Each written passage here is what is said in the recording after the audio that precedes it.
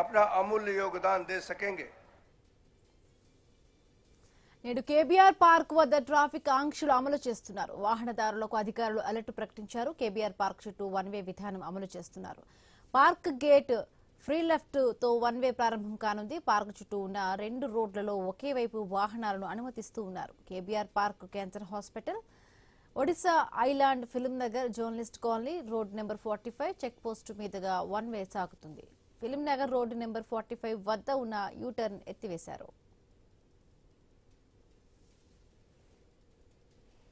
KBR park చుట్టూ